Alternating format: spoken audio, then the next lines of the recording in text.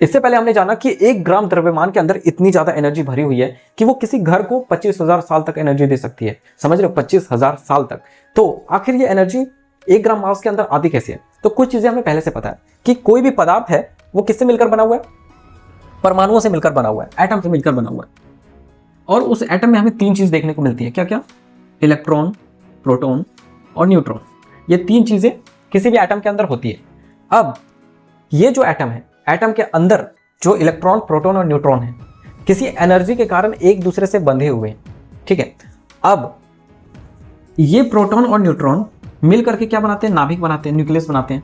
और ये जो इलेक्ट्रॉन है ना, ये दोनों मिलके बीच में है, सेंटर में, और बाकी इलेक्ट्रॉन्स क्या कर रहे हैं?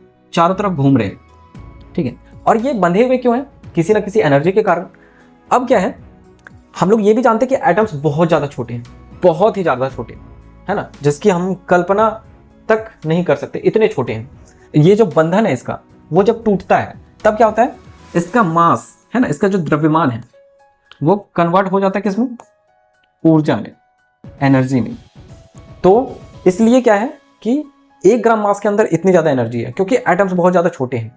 इसको आप इस तरह से समझ सकते हैं कि हर एटम के अंदर एनर्जी को कंप्रेस करके भरा गया है। और किसी भी चीज का जो द्रव्यमान है वो इसलिए ही है क्योंकि उसके अंदर एनर्जी है। तुम इस तरह से समझो कि क्या है कि एक स्प्रिंग है। ठीक है, एक स्प्रिंग है, इसको हमने कंप्रेस करके एकदम छोटा कर दिया है ना। स्प्रिंग को हम लोग कंप्रेस कर सकते हैं। अब क्या है कि ऊर्जा भी इसी तरह से है। जब हम लोग एनर्जी को कंप्रेस कर देते हैं तब वो मास में बदल जाता है। इस तरह से समझ सकते हैं कि हमने क्या किया, एनर्जी कंप्रेस कर दिया, वो मास में। मतलब किसी भी चीज का द्रव्यमान ही इसलिए है क्योंकि उसके अंदर क्या है? ऊर्जा।